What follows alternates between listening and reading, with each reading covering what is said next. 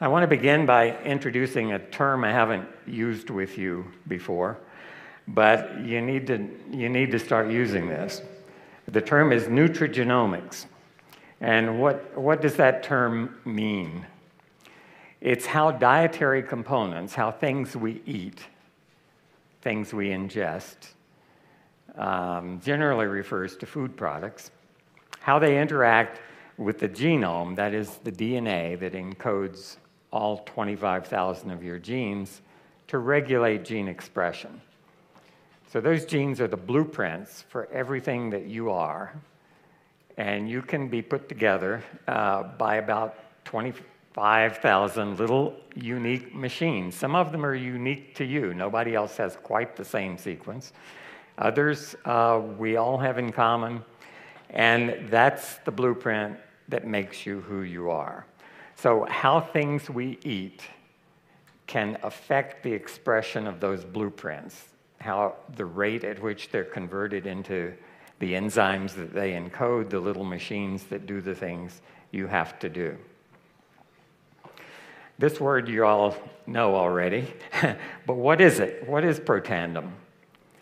And the definition actually has changed a bit in the last 5 years. In the beginning, what we thought protandem would be was an antioxidant supplement. Not a conventional one, but a different way of doing it. And that's no longer an adequate description.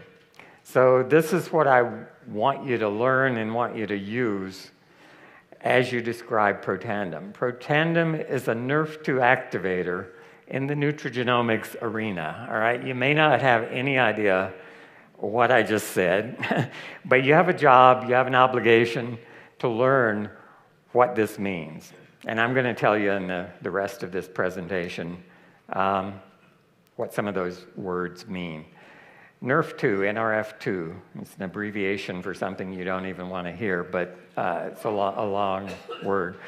Nrf2 is one of the key proteins in your body, in every cell in your body, that has the function of regulating your genome.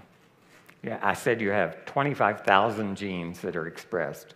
Nrf2 regulates about 2% of those, about 500 genes, some of which are turned up, some of which are turned down. You can think of every gene as having a dimmer switch, so just like the lights in your home, and you can turn them up gradually or down. It's not just on off, it's degrees. And Nrf2 helps your body balance the expression, the regulation of all those 25,000 blueprints. How many copies do we need of this machine encoded by this blueprint? And Nrf2 regulates that group, as I said, of 500 genes. They have something in common. They are termed generally survival genes, and they fall into 3 broad categories. Antioxidant enzymes, you've heard about superoxide dismutase catalase that protect you from oxidative stress. But another significant number of those genes are anti-inflammatory genes. They fight the process of inflammation in your body. And another group of them are anti-fibrotic genes. That means they fight the process of scar tissue formation. You might think scar formation is a good thing, and if you cut your skin, it is a good thing. It heals quickly and keeps you from getting infected, it keeps you from losing blood, all good things. But in internal organs, in your lungs, scar tissue is deadly. It's called pulmonary fibrosis. It's untreatable, and it's fatal. If scar tissue occurs in your heart, it's called heart failure. It means your pump actually fails, and you will die of heart failure.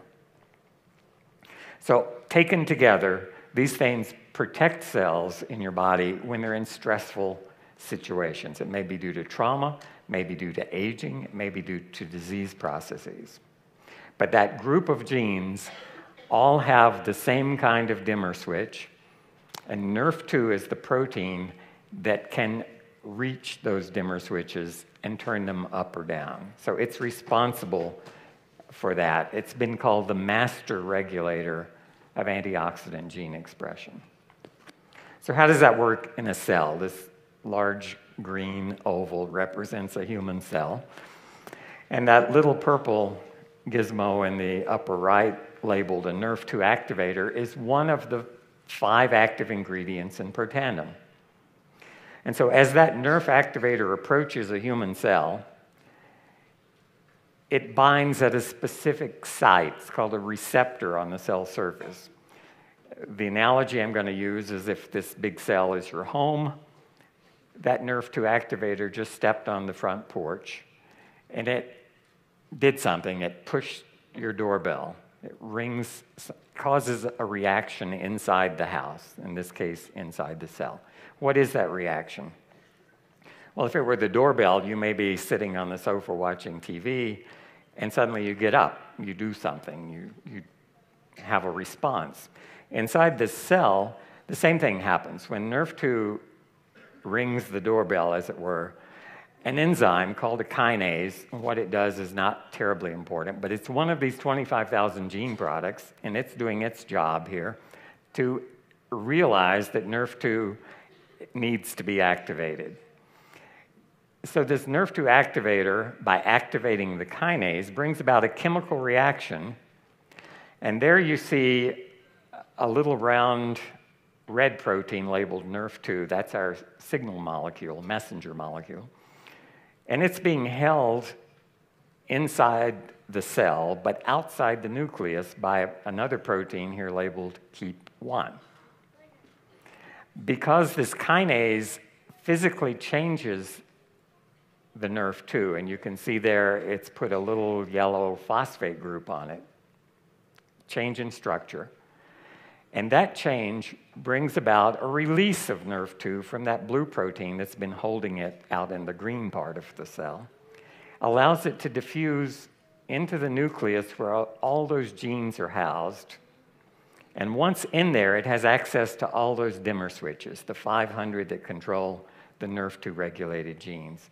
And so some of them will go up, some of them will go down, because Nrf2 has entered the vault where the blueprints are kept. And this may seem like hand-waving, it may seem like a fantasy. Every step of this is true. It's simplified a little bit, as you might guess. And if I showed you the real science, you probably would have trouble following it. But that's what happens. And the analogy is not much different than if somebody rings your doorbell, you get up, answer the door, it tells you, go to the kitchen, and you enter that room of the house. And once in there, you can turn on switches. That's what Nrf2 does. And when those switches are turned on, these 3 groups of genes that I just talked to you about are up and down regulated, depending on what they do. So antioxidant enzymes are expressed, more antioxidant enzyme protection. Antifibrotic genes are expressed, anti-inflammatory genes are expressed. And some genes are turned down, the ones that are pro-fibrotic and pro-inflammatory, because they're switches that cause things to happen and cause things not to happen. And the result is that cell is now protected from stress.